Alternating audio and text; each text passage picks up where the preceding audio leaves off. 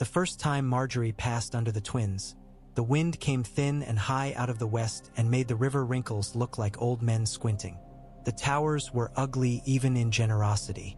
They loomed like two squat brothers squatting to piss in the water and daring anyone to say it smelled bad. She had worn green because it would not be taken for Tyrell finery here, only for a color that did not offend the eye in a place that did not care for beauty. Walder Frye sat as if he had never stood for anything in his long life. His skin had the look of parchment that had been scraped too many times and written on again anyway. Around him the brood ranged from sly to vacant and back to sly, faces coming from a single mold and breaking in small different ways. "You," he said, staring at Margaery as if she were a poorly cooked egg, "are the rose girl who thinks she's colder than she is. And you," she said with an inclination of her head, "are the lord who counts chairs before he counts guests." He cackled, a noise like something catching in a chimney and then coming clear. "You'll do. What does the North send me? The king or his shadow?" "The North sends his brother," Jon said, and kept his voice level and his hands quiet at his sides. Ghost stood 3 paces back, inattentive as a cat pretending to nap. "And his brother's lady. You're no lady of mine," Walder told Margaery with relish. "And I am too old to be teased into thinking I could find room for one more in my hall." He leaned forward. He stank of onions and of a sourness men got when they had lived too long on spite. Why should any Frye open his bridge for a boy who thinks he can kick over lions like chamber pots? "Because that boy did not break bread with you and then break his word," Margaery said evenly. "Because he sent his brother to keep the promise he made your house. You do not like men who forget which mouth they ate with. Neither do we." He eyed Jon. "You're here to marry one of my brood, then? You've got a wife already, girl." Margaery's mouth curved once. "I have a husband, lord. I came to give you a richer dowry than any Frye bride has ever brought a Northman." She nodded toward the wagon behind her. The canvas was drawn back. Barrels showed their round flanks like fat pigs at slaughter. Grain, salted pork, dried fish from White Harbor, cloth that will not rot in one winter. Enough to carry a garrison over thin months if the river ices early. Enough to show your people you keep them warm. Walder licked his lip, a slow motion, surprisingly obscene. "And what do you want in return?" Margaery took a breath and let it out, very lightly. "Bread, salt, and passage. Lord Edmure Tully will do what your old lord likes best. Marry a Frye and stand up straight about it." She looked to Jon, and then to the flanking men behind Walder who were his true listeners. "And I want something that will cost you nothing, and buy you much. I want an oath from Lord Walder Frye that he will not violate guest right. Ever. Again. If you swear it in front of your house will remember. And your grandchildren's children will thank you, because no one will ever look at a Frye and wonder if a knife is hidden under the trencher." Silence fell like frost. Somewhere behind them, a river bird called, the long piping note that sounds like echo. Walder wheezed, perhaps a laugh, perhaps air leaving a cracked bellows. "You think I have? You think I would? Pa. Peasants, tales.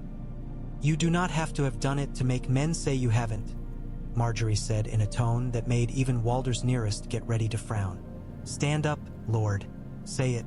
Let your sons hear and remember. You are old enough to understand the currency of rumor. Buy something better for them than Snickers." He did not stand. He did, after a long 2 beats in which a fly wandered across the back of his withered hand and he did not brush it off, lift his chin. "Bread is given," he rasped. "Salt is given. Passage is given. I swear by the 7. He looked at Jon with a nasty little spark. "And by whatever bark-faced old bastard you pray to, that under my roof there will be no knives for guests. May my halls fall in and drown if my word breaks it." A murmur ran through the room like a draft. Margaery smiled without showing teeth. "We are pleased," she said. "You will have your Frye bride crowned as queen of the moment. We will make your tables heavy." "Give me the pig," Walder said avariciously. "Give me the pig and the red wine from your gardens that tastes like lying down in the grass. All of it." Margaery inclined her head. "I have only the one garden," she said. "But the arbor has ships, the reach has wagons, and the north remembers what it is like to be hungry." She let her eye sweep his hall, where girls with little buns pinned too tight at their ears whispered to boys with shoulders too narrow to fill their sleeves.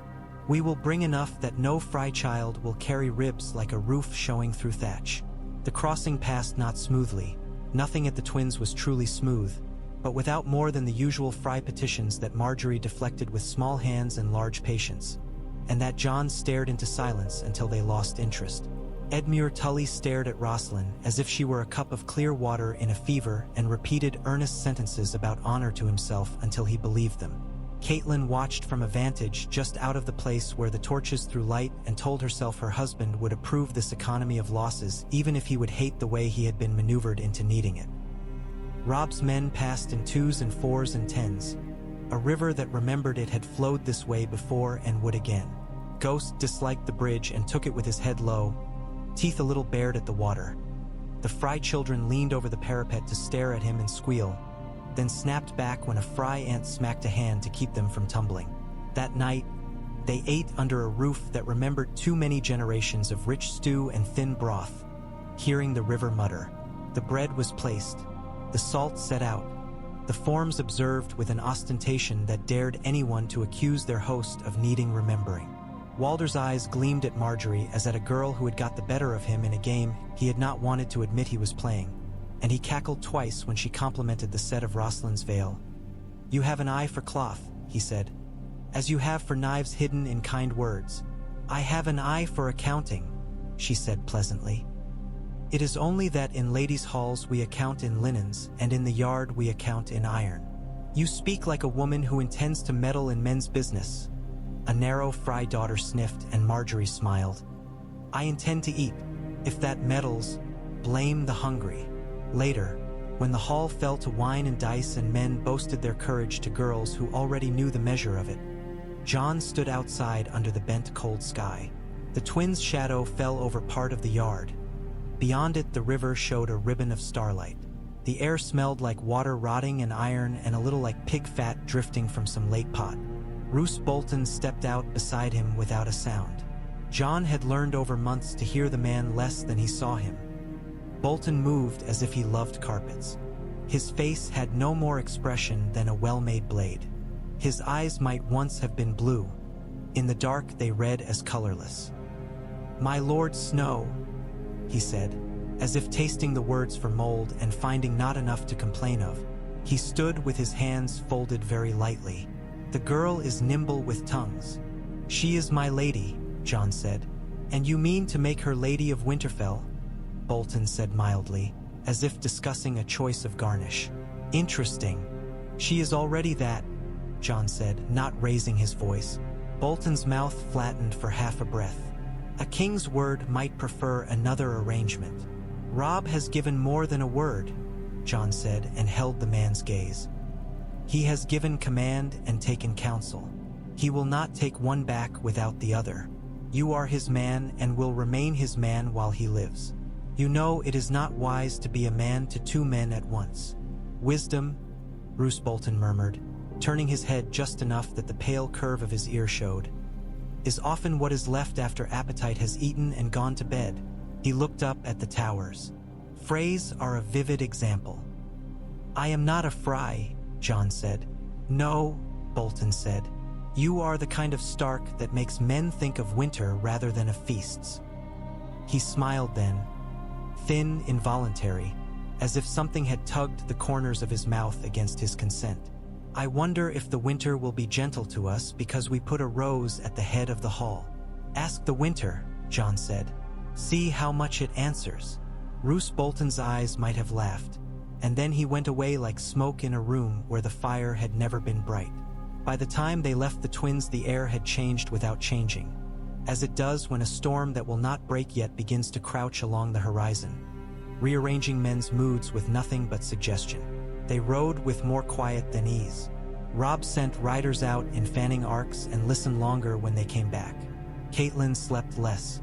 Margaery's hand on the reins was steady, but she looked more often over her shoulder, measuring the river as a mother measures a fever. The carts creaked and the oxen snored, and the men who walked with them learned the patience of feet. At Seaguard, Jason Mallister carried himself like a man whose armor was courtesy and whose sword had been sharpened to a hair-thin edge for 70 years. He greeted Margaery and her grain with the solemnity he might have used for a new banner, and greeted Jon with the quiet inspection reserved for men whose future weight was already being calculated. He embraced Catelyn. He knelt to the king. He nodded to the wolf. "My lord father used to say," he told Jon, "that the sea forgives men only when it has already killed them once. I do not know whether the North forgives more easily." "The North forgives as far as the next winter," Jon said, "and then asks again. If there is bread, it forgives further." Mallister smiled. "Pragmatic. We could use more of that in these rooms. Phrase forgive at breakfast and bring out their balance sheets after supper. Then we must fill their ledgers with dinners they will not cheapen," Margaery said. She had taken to walking the yards with the quartermaster as naturally as she would have walked a garden. Men who had not known what to do with a lady who asked about axe heads and soup salt found themselves answering eagerly once it was clear she knew, and cared, and intended to write it down. She drew in Jason Mallister's wife without offense and set her to choosing 4 girls who would learn the new measures with her. "We will make the reckoning ours," she said. "If we let men who would rather cheat than eat keep the accounts, they will starve the children for sport." Jon watched her with the same intensity he gave a battle plan. It was not the watching of a man who would rather his wife be invisible. It was the study of a partner who meant to understand where her mind made paths his could not see. When she showed him the little marks she used, a dot on the left corner for salt and on the right for barley, he nodded as if she had pointed out a shallow spot in a river where men could cross without leaving their boots to the current. "This will hold in my head," he said. "Use it again." News came up the coast like driftwood. Some pieces alarming, some useless, some that looked like nothing but could wedge under a keel and crack it. Tywin Lannister had not advanced on Riverrun. He had sat and waited and sent letters, which was almost worse when a man had always won his wars by marching.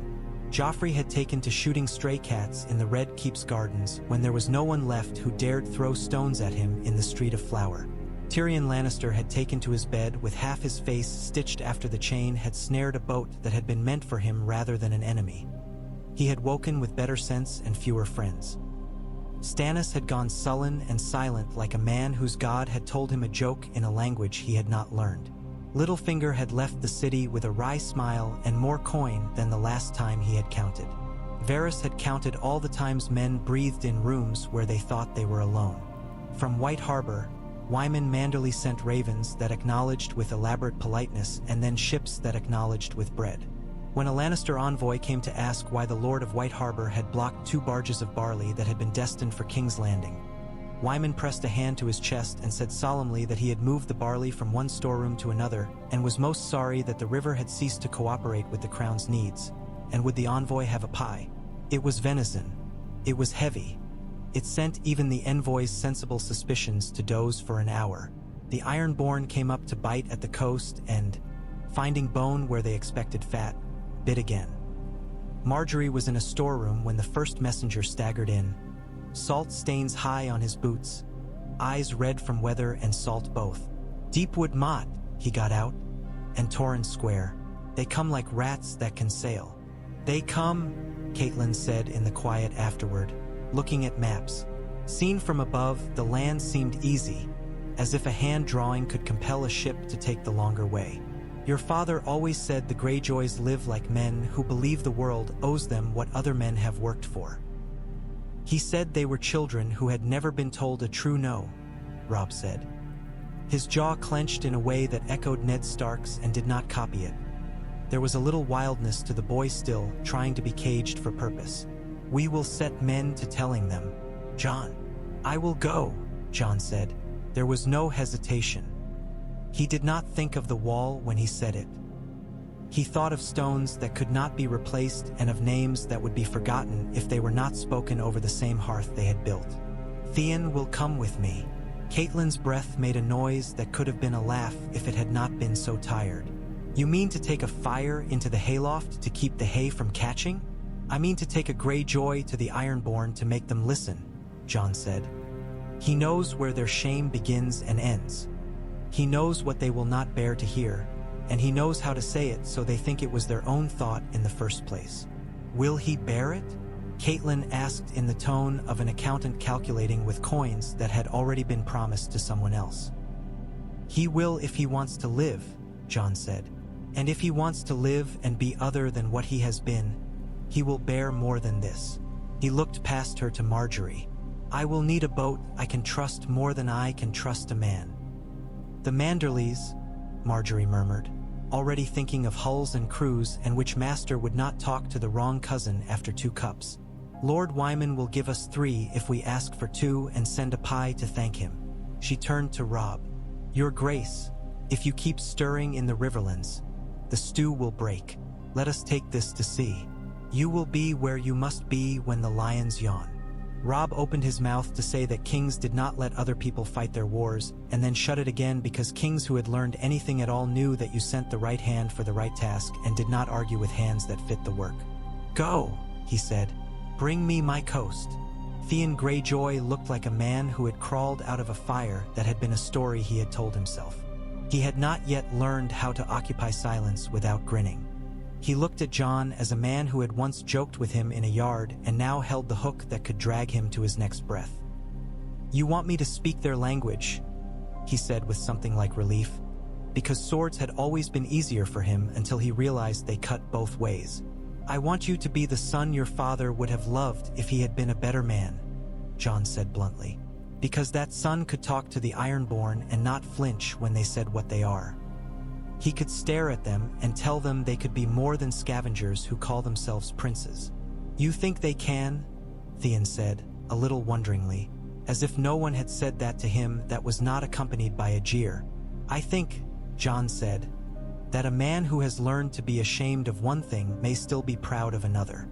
We will use the pride and bend the shame. Will you come? Theon hesitated only as long as it took to swallow. He said, I will be your tongue in a mouth that tastes of salt. They went out cold and hard in Manderley-built hulls whose ribs had been caressed by hands that loved wood. Manderley oarsmen bent their backs like men who had sung at a better table the night before and meant to sing at another if their captain kept them off sandbars. The sea was iron under a white sky. Gulls followed once and then gave up when no fish spilled careless from the sides. At Deepwood Motte, the Ironborn had done what they always did, made themselves comfortable in someone else's house and developed a pious speech about the rightness of it. The approach to the palisade smelled like smoke and sweat and eel. Theon went up alone first, stripping off his cloak to show boots and leather that could be any man's from the Stony Islands. Who goes? A voice called, thick with a blanket of boredom. A dead man? Theon called back. Who came back to speak because silent men never got what they wanted. That got their attention. Ironborn are not immune to theater, only resentful of bad theater. Name yourself, another shouted. Theon of House Greyjoy, he returned, and before they could spit or jeer he added, I come with a hood over my shame and a knife in my hand, as any man should who has shamed himself and means to do better. There was a muddled roar. Men with small minds love blunt statements. Jon watched from the trees with Ghost at his side and a short bow in hand that he had no intention of using if words could do. The palisade gate cracked open with that half-care that tells a man a house has become a sloppy house under sloppy masters. Theon went in. The waiting was thin and long as a drawn wire. When the gate opened again, 3 Ironborn came out and simply laid down their axes and spat. Not in contempt, but in letting go of a posture that had grown heavy. He speaks, one said. We have burned enough bean straw for one winter. It was not clean and it was not saintly. There were men inside who clung to their banners as boys cling to their first lie. There were men who ran and would have to be hunted down one day with patience better spent elsewhere. There were men who surrendered because their feet hurt, but it made a hole where the North could breathe. Torrance Square went next, with more blood because the captain there was a man who enjoyed the sounds men made when they were surprised and pained. Theon earned his first scars in the North service not from a blade but from words thrown at him like rocks. Reaver, traitor, He took them as if he deserved them and did not argue. It helped. When Jon came back from the coast, winter had pressed a cold palm to the back of the North's neck. Fires burrowed deeper into hearths. Breath hung in hallways. Margaery had learned which stones to put near the kitchen flues so that the heat crept up into sleeping rooms and did not wake to find their blankets rimed. She had learned that a woman named Lara who mended Kay. Eddles had a way with iron that could have made her a master smith in a place that knew how to read such hands. She set Lara to minding a line of younger girls and boys, and when men scoffed she asked them what they would eat when their wives' pots cracked in the thaw and they had no one who could seal them. Men stopped scoffing. "Where are the wolves?" she asked Lara one morning with soot on her cheek. She did not mean ghost. She meant the northern women who were too poor to be admired for their fangs and too necessary to be ignored for their teeth. "They are on the edges," Lara said, wiping her hands and leaving a clean streak in the soot that never washed out from her knuckles. "They do what they have always done. They eat what is needed and leave what does not keep the belly honest." "Bring them to the center," Margaery said, and Lara gave her a look measured and respectful. "You have learned some winter," she said. "We will see how much you can carry." Ghost returned to the gods would each evening as a man returns to a place where he kept a treasure and wants to be sure it still lies buried. Jon stood with him sometimes beneath the heart tree, as if a child who had come to sit at a grandparent's knee half hoping for a story and knowing he would not get one. The sap did not run under the bark so fast and cold, but sometimes he felt as if something ancient watched his breath make clouds and counted them with him. When the raven came from the wall, it did not startle him.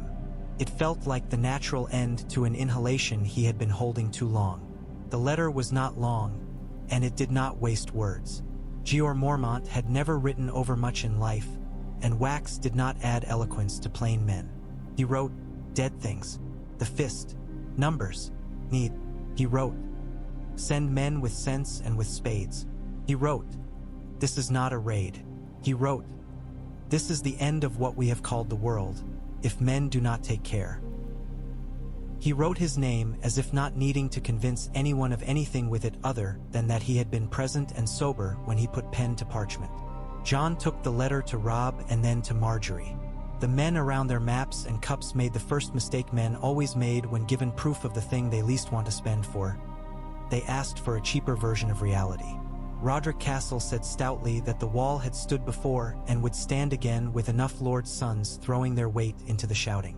Wendell Manderly wanted to send crossbows. The Blackfish closed his hand and opened it on an invisible hilt. "I never liked ghosts in tales," he said. "They demand the wrong things." Robb looked from the letter to the men and then to Jon.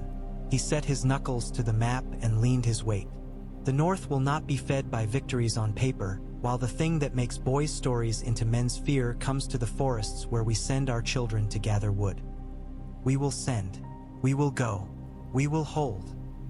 He lifted his chin, and in the face he had inherited from his father, a savage thing that was his alone flickered and then settled into purpose.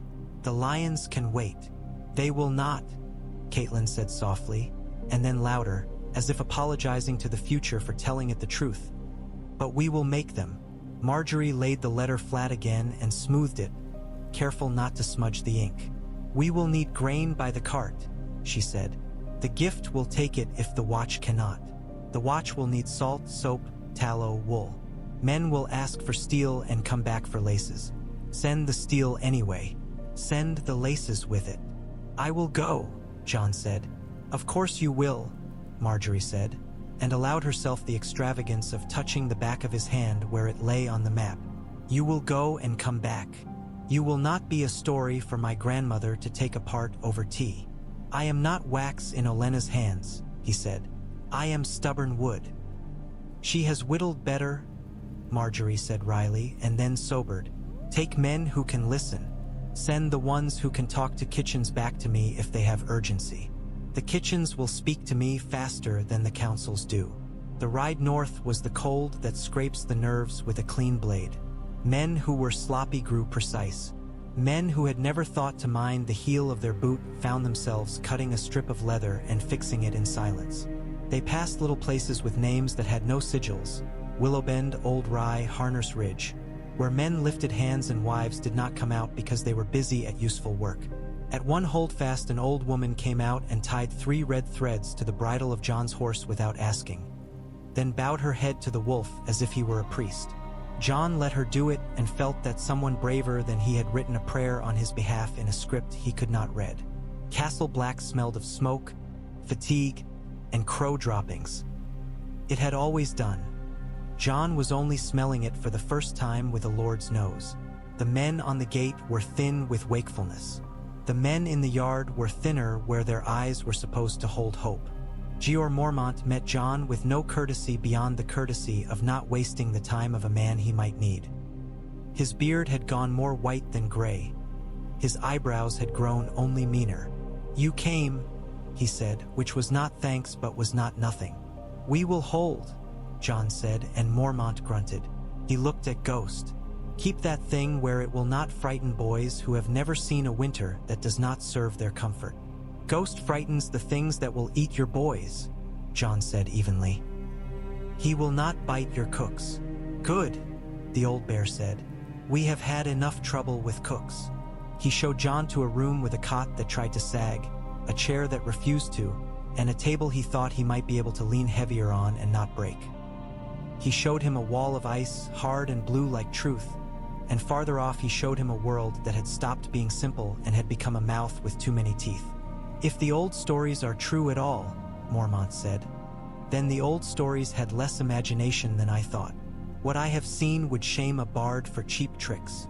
"I believe you," Jon said, and meant it, and felt the weight of that belief settle like another cloak over his shoulders. Ravens came, not only from the Watch. Craster's keep had gone to chaos and blood. The name Craster itself had become a word men did not quite like to say in daylight. Men's hands shook at dawn, and they blamed the cold. The fist had been a ring of men who had learned to draw breath without expecting to be allowed the next. The ring had broken. Samwell Tarly wrote to Jon because he had once liked a book someone else liked, and because men tell truths to the person their past self would have trusted, when their present self is too tired to invent a new audience. He wrote, "The dead walk." He wrote, "They do not tire." He wrote, "Fire." He wrote, "Dragonglass." He wrote, "Your wolf knew before we did." Jon put Sam's letter in Margaery's packet with Wyman's replies and Lara's accounts of how many pots would crack in a true freeze. He went to the glaives and had the heads ground to a different shape and rubbed with oil that set men coughing. He took men to the top of the wall who had thought they had climbed high before and showed them a line in the air where the world ends and begins. He listened to men who had not been listened to when they said they heard singing in the woods when there was no wind. When the wildlings came with Mance's drums, they came like a low-moving storm of flesh. There were people with children on their backs and carts that had been harnessed to men with patience and axes. There were men with bones on their belts and women with knives whose edges had been worn thin saving other people's children. There were giants. The first time Jon saw one, he felt the old part of his brain, the little animal with curling fur, go still and then flatten, as if to hide under the ribs of something bigger. He made his hands stay steady on Ghost's neck. The giant's eyes were small in the big face, the way cattle's eyes are, or whales, indifferent until annoyed. Mance Rayder came dressed better than he had any right, because thieves who succeed always dress like men who were never poor. He called up at the wall as if calling up the stairs to a friend's wife. "Do not make me kill boys for a folly," he shouted. "Open your gate, let us through, and you will not have to count dead you cared for." Jeor Mormont's mouth set into the line of men who could be noble if they had been trained in it and had taken the lack and learned to be proud of the roughness of their own version. "Go around," he shouted back. "There is a world to the west in storybooks." Mance laughed as if he had expected that. He set his lines where the earth was bony and the snow drifted. He sent small bands to test and prod and be reminded that ladders against ancient ice make a sound like ribs creaking. Jon set men with good eyes and calm hands where the watchtowers would have been if there had been money for them. He sent runners who did not wear themselves out in one dash and then lie under a blanket thinking of their mothers. He watched men panic and did not call them cowards. He watched men stay and later, when they were drunk and ashamed, simply clap them on the shoulder and not say their names in front of other men who might remember. When it broke on a noon that had been pretending to be a morning all day. The horn spoke, the number man is born to mistrust, 3, and the men on the wall moved with the deliberate speed of men who have learned that haste and sloppiness are twins. The ladders came, bone and wood and rage in rungs, and they came in numbers that made counting pointless. There was a mammoth, shaggy and put upon, that looked as if it would rather be anywhere else and was nearly convinced to oblige. There were spears whose flint points had the malevolent gleam of something that remembers killing very old things. Jon went where the wall made it most likely he would fall. He took arrows until his hand forgot to shake and then remembered, and then stopped shaking because there was no room for it. Ghost took a rung in his teeth and tore a circle out of a ladder as if it were meat, and the ladder fell and took with it men who had climbed stubbornly and would not climb again. A boy named Burin, who had been dim in a way that made him very gentle, set his shoulder under a beam and held it when it would have fallen and crushed 3 men he had been too shy to speak to yesterday. A man named Small Paul died on the ramparts, humming out of tune, a little delighted that he had found a use for himself at last. Heat shimmered where it should not on the north side of the wall. Fire licked up and then down like cats playing.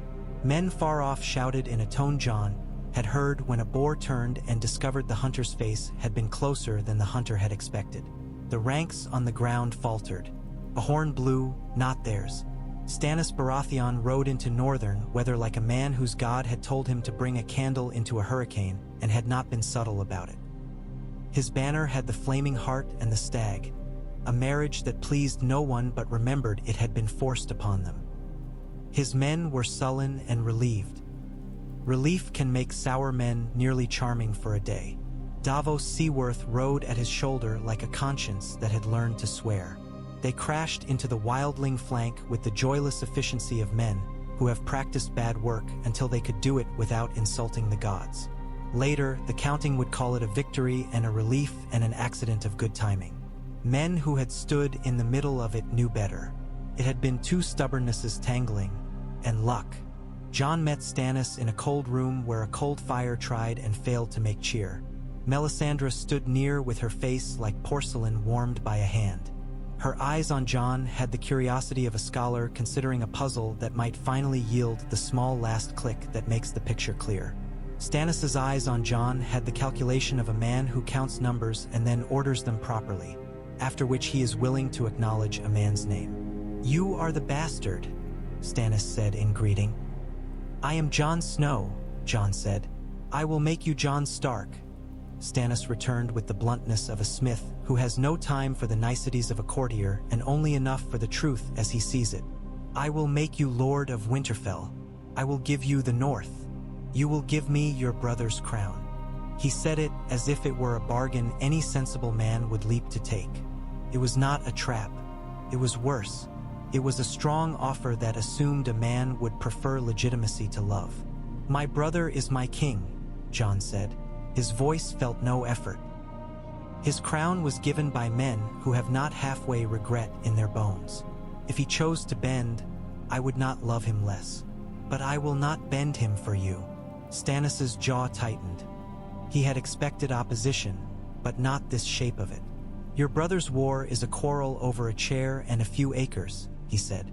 "Mine is law. Mine is right. Yours is also hungry," Jon said. "You have burned in the city and lost in the bay and won here where there is nothing to spend your victory on but the cold. You are owed bread. I will give it. You are owed courtesy. I will give it. You are not owed my father's hall when my brother breathes. I will not give it." Davos made a small noise that might have been warning or assent. Melisandre's lips parted, then closed with the softness of a curtain falling in a breeze. Stannis stared at Jon a long 2 breaths and then gave the smallest nod a man could give and still be called honest. "You are stubborn," he said. "I am a Stark," Jon said.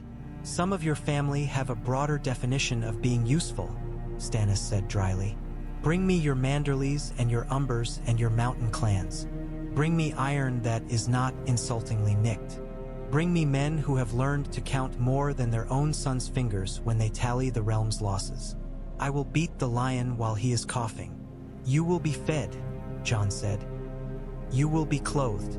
You will be held to your word in my hall as you hold me to mine. Stannis's mouth did not know how to smile. He bowed his head in a jerky little motion instead that might have been gratitude if you were feeling generous. Your lady, he said abruptly, as if he had remembered courtesy but did not wish to linger in its company, is said to be able to multiply loaves and fishes without a priest present. Send her to Eastwatch with the women who make miracles. The Wall's men are not accustomed to being cared for. It will flatter them into usefulness. She is no priest, Jon said, and heard Melisandre's breath catch for the first time. She is a woman who knows where to ask questions. She will ask them at Eastwatch. Margaery came in a storm that had been thought too mean for a lady's skin. Her cheeks were raw, her eyes bright, her laughter sharp as a blade struck with a thumb. They will tell stories, she said, about a girl who came north with pies and saved the world. They will tell stories about a woman, Jon said, who knew which man to insult in the kitchen to make him put another log on. They will tell stories about a boy who thought he had the world arranged, Melisandre said softly when no one else stood near, and about the paper he never wrote that would have cut it into the shape he liked best. She looked at Margaery without blinking, as cats look at women who know how to shoe them. You burn clean, she added, as if paying a compliment she had not meant to spend. I do not burn, Margaery said pleasantly. I simmer. They worked. The work was so much that it could only be done by breaking it down into smaller works and then those into smaller still. Men can endure oceans if you hand them bucketfuls. Margaery learned the names of the boys who could sleep standing up and the men who forgot to drink and then fell over in the yard. She built a schedule that made a kindness every fourth task. She put fat in porridge when men thought they wanted sugar. She taught a girl from the gift to braid hair so that helmets would not rub sores into skulls. And when a man laughed, she asked him if he preferred the men who would defend his ramparts to die of infection or to look pretty while they lived. Men stopped laughing. She wrote to Willis about the way the air glittered sometimes at dusk with ice powder, and about how the sound of a gate slamming shut traveled along the wall like a rumor going sincere. He wrote back about hawk hoods and about a mare who had been traumatized by a foolish boy and had learned now to nudge a hand when she wanted a reassurance. He wrote about Sansa in the way men write about women they wish not to frighten by looking too long at them. Obliquely, proudly, as if listing their virtues could be an inventory that would not be plundered by ill luck. Sansa wrote to Margaery in a different voice than the girl who had first eaten honeycakes in a garden in a city of lies. She wrote of the way the Hightower's light made the night feel like a comfort again after so much darkness. She wrote of reading with Willis under windows that looked over a garden where the wind did not feel as if it wished to warn her of anything. She wrote of a dress she had made of wool, warm, dyed the deep blue that northern women wore when they did not want to be noticed by men who could not be pleased. She wrote, I do not know whether I will ever sing the way I did before. I do not know whether I want to. Margaery wrote back, sing anyway. Even if you hate it, sing where no one can hear you. Sometimes the air needs reminding what it is for. The lions did not sleep. They rarely do, even when they pretend to. Tywin wrote letters it would have taken a small army of scribes to copy if he had not planned ahead and trained one. He wrote to Walder Frey, stroked him with one hand, and weighed him with the other. Walder felt the weight and for once imagined his own death with sharp clarity. A hall that smelled of blood and beer, boys who had his ears hanging from their belts. He wrote back, I have sworn. He did not mean it in his bones. He meant it enough to keep his grandchildren counting. Tywin wrote to Roose Bolton. Roose held the letter where candlelight could not touch it and read it twice. He wrote back on clean parchment with no blots and went to sleep without a ripple in his face. He began to keep his counsel with men who kept theirs because they had so little worth saying they had learned silence by accident. He shaved with more care. He watched his son with the dispassion of a man regretting a poorly bought horse. Robb learned how to win and how it does not change the fatigue of men counting the dead. He learned that when you send a letter to a Frey with a compliment in it, he will send back two, one of which will be for a different man and will insult you by its poorly disguised misdirection. He learned that men like to talk about victories like coins until they begin to feel poor to their touch. He learned that being a king means that sometimes you rise in the middle of the night and sit in a chair and stare at a wall and count out loud, because counting makes the fear in your belly organize itself into something you can manage to swallow. Catelyn learned to forgive Jon without knowing she was learning it. She did not like him more. She simply realized one morning while pressing her palms to a cold window that it had been a waste of an important hatred, and she was too tired to waste anything anymore. When she saw him in the yard later, she did not smile, but she did not circle him like a woman who has been told there is a snake between her and the door. "Lady," he said, and she acknowledged him in a tone that had finally been emptied of bitterness.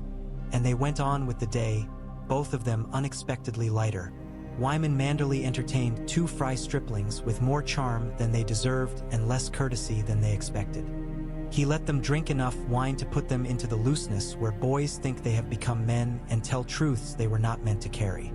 He listened as they stumbled through a tale that had no ending because no ending had yet been written for it. He smiled and clapped and told jokes, and later that night in his bedchamber, alone with the curtains drawn, he made a list of names in a hand that could have drawn ships and they would have floated. In King's Landing, the air went from hunger-soured to something uglier. There is a point at which cities tired of their own filth begin to be dangerous, not because of fury but because of indifference. Cersei watched from windows that had once pleased her and found nothing to admire except the shape of her own plan. She made a list of enemies and discovered with a sweet, bitter surprise that it was mostly her family. Joffrey had taken to ordering men to kneel in front of him and then forgetting why he had wanted them to. The habit had grown filth even in the eyes of sycophants. Tyrion Lannister learned to walk the corridors again without bleeding from his stitches. He learned that a man's wit is sometimes not enough when his family is determined to be stupid.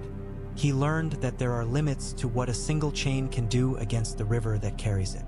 One dawn, the bell from the September of Baelor tolled with a flat sound. For a moment, the city waited for someone to declare a triumph. No one did. The rumor went like spilled water. Then it went like oil on a lit lamp. Tywin Lannister was dead. He had not died bravely. He had died in a room that had been meant to make him look magnificent. He had died with indignities he had always feared would discover him.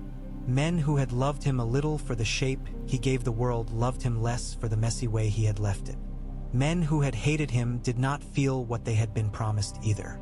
Cersei found herself suddenly the tallest child in a room without grown-ups. She began to knock sharp corners off the furniture and call it renovation. "Good," Olenna said when the news came to Highgarden. And then, because she was legendarily pious in the way practical women are toward balance sheets, "Not enough. Who will hold the city?" Willis asked her, his hand on Sansa's where it lay perfectly relaxed on her lap for once, because sometimes exhaustion imitates serenity. "The boy? The mother?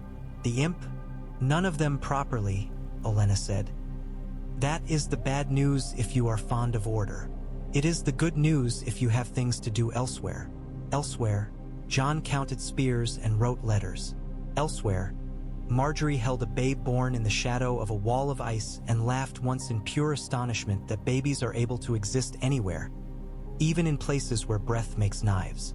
She handed the baby back to his mother, who had a whole new face because love turns women into fierce strangers. She counted jars. She browbeat a steward who had fat on his face and grease under his fingernails for daring to keep food too long in a storeroom that had begun to smell sour. She fired him. She hired a girl who knew which barrel lids sounded wrong under a knuckle. Men formed an opinion. Women formed an army. Roose Bolton went home to the Dreadfort and closed a door very gently. He opened a letter and closed it again. He sat at his table and rubbed his thumb over a worn place. He had always taken pride in not being moved by things. Now he felt himself begin to be in motion like a log in a river when the thaw cracked something upriver that had held it in one place. He called for Ramsay, and the silence between the calling and the arriving was thinner and louder than it should have been. When Ramsay came, his smile was too broad and the blood under his nails too fresh. "Father," he said. with the oily satisfaction of men whose fathers did not love them and who have learned to enjoy the taste of that fact. "You will go to Moat Cailin," Roose said. "You will go with men who have more patience than you. You will take it." Ramsay's lash of a mouth curled. "I will take it," he said. He meant, "I will make a mess and then tell myself a story about it until even I believe it was a victory." Roose watched him go as a man watches a torch dropped into a field of dry straw. He leaned back in his chair and made a note with a very fine quill. "Send man to follow." He did not label the man's name, because Roose Bolton was careful with paper and with witnesses. At Moat Cailin, the Ironborn had held on because they were better at holding on than at letting go. They coughed and bled and cut down men who tried to take their stones. They died and were replaced by men who had been promised a song someday. The marsh had made men careless. It always does. Ramsay came with fire and noise and men who liked to hear themselves shout. Jon came 2 days later with swamp lords who had learned to say nothing and then say everything when it mattered. Theon came with a voice that had been sharpened to say exactly the thing that made other men uncertain of what they had meant to do next. "It is time," Theon shouted up to the Ironborn with his throat raw and his eyes white with the truth. "It is time to stop being men who call other men weak because they can build without stealing. It is time to go home and punch our fathers for being fools. It is time to stop pretending we are princes of a puddle. Come down. If you come down, you will live. If you live, you can go make a better mistake tomorrow." The silence after that had an edge. It had a shape and a speed. Changed the world 1 inch. The first man to come down had a beard that looked like a nest and eyes that looked like a boy's. He went to his knees and set his axe down and put his hands on his head without shame. The second man was weeping and laughed while he did it. The third came with a limp and spat on the ground, not in insult, but to empty his mouth of bile. Ramsay did not like success achieved without his hand's brutality and said so with his face. Jon turned to him without raising his voice and said, "If you harm surrendered men, I will hang you myself." And Ramsay laughed, a sound like a horse snorting before it bites. 2 days later, Ramsay's men were found beating a boy who had been dragged from the ditch and told to count to 10. The boy was not counting. Jon took the 2 men and had them flogged within the marsh where the reeds could see, and then he sent them back to the Dreadfort with a note in a hand so steady it might have been written by a dead man. "Your son does not control himself. Control him or I will." Roose received the note and felt something like interest. He folded the parchment and placed it back on the table very carefully. He did not touch his face. Winterfell woke. That was the only word for it. Rooms that had smelled of ash learned to smell of meat again. The gods would learn to host silent men and then not-so-silent children. A woman mended the tapestry of the hunt where it had burned through, and when a man laughed at her for wanting to save a piece of cloth when the world burned, she told him to make her 3 new ones if it was so simple, and he shut his mouth and went to the yard and checked the arrows for burrs like he was supposed to. Margaery walked the walls and learned the spots that collected drifts and made them dump men on their backs. She walked with Lara and with an old man who had been called Hob by 3 generations, but whom no one could quite remember before he had been called Hob.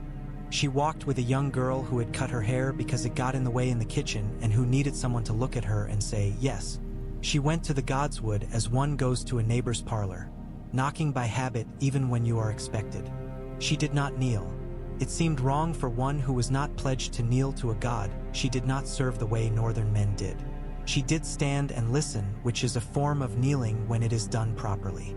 The heart tree did not speak. Or if it did, it made a sound like snow falling into itself, which is a language no southerner is taught.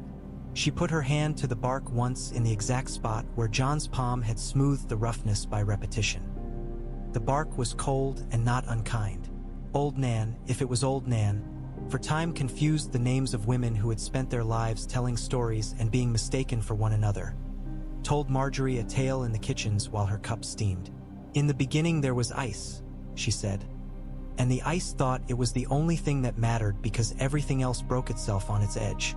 Then there was fire, and fire thought it was the only thing that mattered because everything else melted. Then there were people, and people thought they mattered because they could find stories that made them feel better about being afraid.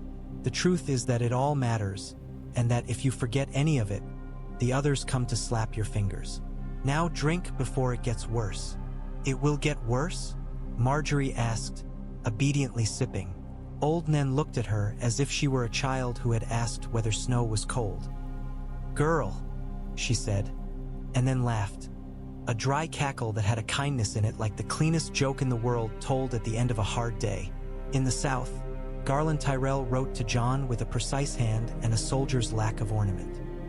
He had been harrying Lannister supply lines for weeks with the steady patience of a gardener pinching frostbitten leaves from plants without ripping up the stem. He reported on a garrison captain with more vanity than talent whom he had played like a lute. He reported on a hamlet where the men had come out to cheer his green and gold and he had told them not to, because it made them targets for the men who would come next wearing red and gold. He wrote, briefly, of seeing a white raven from the citadel on a day when the air had the quality of thin glass. He wrote, "Winter. The white ravens came like a rumor that men had been trying to pretend would not arrive if they did not repeat it. They came to Winterfell. They came to Highgarden. They came to King's Landing, where the maesters took them with solemnity while the court giggled because the court did not know an omen from a diet. They came to Pike, where Balon Greyjoy spat and said, 'Good,' as if winter were his friend because it would make his enemies unhappy. They came to Dragonstone, where Melisandre put out her hands and smiled, as if she had been promised a fire at last that would not go out with one man's doubt. Robb drew his people tighter. He pulled in stragglers and made them honest by giving them work and food with the same hand. He had a room prepared for a parley with men he did not trust and had the floorboards lifted to make sure no one had laid anything under them, and then had the boards put back by men he did trust, and then stood on the floor and made himself think of something else, because a man who trusts only his own fear ends by obeying it. Walder Frey sent a gift, a little carved bridge made of old wood polished by hands. Cracked when Catelyn lifted it. She laid it carefully on a table and left it there where she could see it, not as a hawk's trophy, but as a reminder that a cracked thing can still bear some weight if you know where to set it. Roose Bolton wrote to Tywin and received no reply. He wrote to Cersei and received a reply that had too much perfume in it, even on the paper. He wrote to Stannis, not to submit but to measure, and received a reply in a hand that told him the sender would prefer to grip a sword and had written only because the law required it. Roose smiled without smiling and decided that perhaps this was not the moment to tip the balance against the boy who had the wolf and the rose both at his fire. At the wall, a night came when the aurora slid across the sky like silk being pulled over a bed. Men stopped and pointed and laughed and prayed. The cold dug in its heels and refused to be talked out of it. Margaery went outside bareheaded and stood a long time. The lights moved and changed like women twirling a scarf. She remembered the first time she had thought the North would try to kill her because she had not known how to wrap her throat properly. She smiled now and thought, "You will not have me." She had work. Jon found her there with snow caught in the ends of her lashes like tiny flowers. "You should wear a hood," he said, sounding like a man who had become his father without noticing. She laughed once in his face, and he smiled, and ghosts sat between them and accepted a scratch from a woman he had decided to tolerate. "Your father," Margaery said after a few breaths in which the air burned their noses and they did not mind, "would have liked to see this." "He would have frowned at the waste of heat," Jon said. "He would have frowned and then taken off his own hood," she said. They stood, the three of them, beneath a sky that had discovered its own jewelry and wanted someone to notice. In the morning, they counted again. They counted dead men on the north side and buried them properly when they could, and burned them when they could not, and lit the fires hot enough and long enough to make sure they did not have to regret it. They counted arrows. They counted blankets. They counted jars of fat. They counted patience. A letter came from Willis with a drawing Sansa had made of a hawk on a glove. She had learned to draw in the style of maesters rather than of ladies, with lines that were more honest than pretty, and the bird looked as if it were about to leap. She wrote, "When the snows melt, if they do, we will come north with seeds." Willis wrote beneath it, "And with plows." Margaery lifted the paper and kissed Sansa's name and did not bother to be embarrassed when Jon saw her. "We will make this place a place that can stand," she said. "We will make it a place that can grow." "We will make it a place that remembers," Jon said. Ghost lifted his head and huffed, and they both put hands on him at the same time. "I am going south," Jon said then, very quietly, as if confessing a simple discomfort. "Robb has word of Bolton that he cannot read, and I will read it to him. Stannis will push if I am not there to make him more useful than he is, and Mance will circle again in spring. The dead will come in their own patience. I will be too far from the wall for your liking. I will remain too near it for yours," Margaery said. She looked at the ice with an expression like respect and dislike both. "I will keep your accounts alive. I will make men shave when they need it. I will tell the cooks when they are careless. I will write to your brother when he forgets that men do not grow in the ground by themselves. I will give Stannis bread and not let his red woman set my lists on fire because she wishes for a spectacle. Go, come back before I need you. If you cannot, then send me word enough that I know not to waste candles waiting." He took her hand, cold, small, serious. He did not say words men say in songs because songs did not fit here. He said, "I," and that was their love, and that was their vow, and that was the realm they had chosen to hold. He found Robb in a room with the smell of wool and the sound of quills.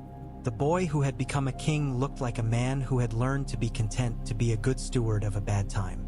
"Bolton," Robb said without flourish, "has ceased to be where I put him. He has become where he wishes to be. I am not inclined to allow it." Jon set Stannis's latest letter beside Roos's silence and Walder's cracked bridge and Manderly's large heart and small jokes. He set them all like stones in a wall and then pressed with his hands where it seemed weakest. "Send Meege Mormont where he expects a fry," he said.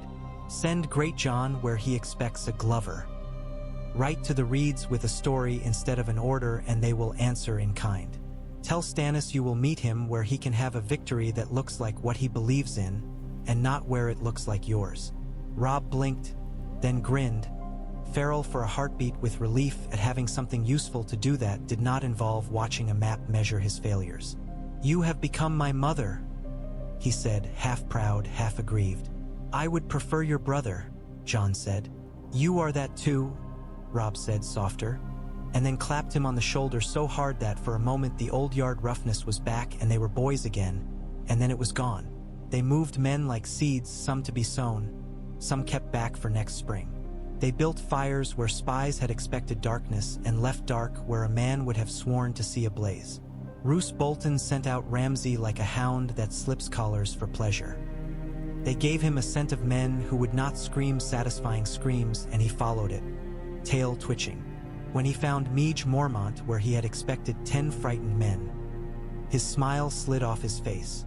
She broke his nose with the haft of her axe in the first clash, and he wore his own blood like a boy learning shame.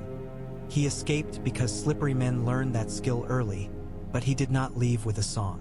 Cersei burned one of Margaery's old letters, the one Margaery had been sure would be stolen from a boy with more curiosity than discretion, by the light of a candle that had been carved to look like a saint. She watched the wax run on the saint's face and felt better for a moment, then worse for two, and then flatter for a whole long afternoon in which she ordered a seamstress whipped because the seams in her gown had not made her waist look like the waist of a girl. Tyrion realized in a flash of perfect clarity that he would not survive his family's love and arranged to leave with men who loved gold better. He lingered a half-night too long because ghosts tie knots in men's feet. The knot tightened in his father's chambers. A crossbow twanged with a sound like a hinge. The city took a breath it did not know it had been waiting to exhale. "Good," Olenna said again, this time allowing herself the faintest smile, because old women feed themselves on balances. "Now we shall see whether the boy is a fool alone or a fool surrounded by men clever enough to make his folly into rope." Sansa went with Willis to the starry September and lit a candle for a man she had been told had died having used a latrine. She was not cruel. She simply felt the story settle into a place in her where stories fit now without tasting of sugar. She thought of a man with a broken nose and a broken laugh who had been kind to her once, and of a man who had lied with his eyes, and of a man who had thought his daughter's body belonged to his loneliness. And she prayed for bread for those who deserved it, and for mercy for those who would not ask, and for winter to be as honest as the North said it was. Jon went back to the wall before the thaw because men who put off hard work until after a change in weather always blame the weather in the end. He found men more confident than before and not cocky, which is a difficult balance to strike. He found 3 dead things that had learned to walk again and made sure the men who set them on fire did not look away while they burned, because men must learn to look at what they fear and do what needs doing anyway. He found Margaery with her lists worn thin in the corners where she turned the pages and her smill. With edges where it had been smooth. He kissed her in the yard with men watching and did not care. The men looked away from delicacy and not from disgust. She set a hand on his cheek. "You smell of iron," she said. "I smell of here," he said. "You smell like something that will have to be scrubbed with sand," she said, and then softer. "You smell like home." Some nights, wind moaned along the ice and made a sound like distant singing. Men who had been at the fist did not like it. They shifted and spat and pretended to go check the gates. Jon stood on the wall with Ghost and did not listen, because sometimes the listening feeds a thing. He watched the forest beyond, and sometimes it looked like an ocean, and sometimes he thought it looked like a city that had decided to pretend to be a forest for a season and would wake up one morning and remember what it really was. When spring came, it did not come like a grace. It came like a thief, maladroit and grudging, knocking over frozen things and then refusing to pick them up. The snow retreated slowly, like a careful man backing out of a room where he had said too much. The air smelled thinly of new green under the iron. A flock of geese went over, mad and loud. Men cried for no reason and then swore because some men only know what to do with feelings when they can make an enemy out of them. Stannis Baratheon took Bear Island with a crisp practicality that made Meej Mormont declare him almost tolerable. He sent men into the Wolfswood as if he had been born to it. He wrote letters to men who had not decided whether to keep their honor or trade it for convenience, and some chose honor because they liked his handwriting. He sent Melisandre to a village where babies had been dying, and she set a bonfire that frightened the sickness and did nothing to the dead. The mothers were grateful anyway, because gratitude is what women make in places where men bring swords and leave. Beyond the wall, men with blue eyes moved where once men had walked. They did not know tired. They did not know hunger. They knew cold as a sacrament. They came slow because the end of the world is patient. Jon did not sleep easily. He dreamed of the heart tree with winter roses in its hair. He dreamed of a room in Winterfell with firelight on Margaery's hand where a thin scar had risen when she had cut herself with a reach needle, pretending it was a northern blade. He dreamed of Ned Stark closing a coffer with a wooden click and smiling without moving his mouth. In the south, Garland sent word that the Lannister armies had begun to shrink like salt meat pulled too many times from the pot. The Freys remained in their hall, counting themselves. Roose Bolton remained in his and waited for someone to ask him to dance. And when no one did, he looked toward the Dreadfort's kennel and wondered for the first time whether he had kept the wrong dogs. Sansa walked with Willis and named 3 constellations that the Reach called by other names, and he listened as if she had told him a secret as valuable as coin. Margaery sent seed grain north tucked into bolts of cloth and wrote to Lara to set aside a room for a milling wheel that would be turned by children because children had more reliable energy than streams in a dry summer. "Do you ever regret?" Catelyn asked her once in a room that smelled of wax and faintly of stale smoke. "That you married a wolf and not a king?" Margaery considered her carefully, not because she did not know the answer, but because some questions must be honored by the courtesy of quiet thought. "I married a man," she said at last. "Men are less fashionable than kings. They are warmer." Catelyn considered that and then nodded. "Your children will be stubborn," she said with no malice. "My children will be fed," Margaery said. "When they are fed, they can learn to be all sorts of things. Stubborn will do for now." Catelyn smiled then, one of the small and honest smiles that had grown rarer and more valuable as her life had worn her down to the shape it needed to be. "You are like my husband in one way that I had not expected," she said. "You insist on making sense." The first foal born in Winterfell stables after the worst of the cold could stand within an hour. The stable boys cheered, and then one of them cried because he had thought he had forgotten how to cheer.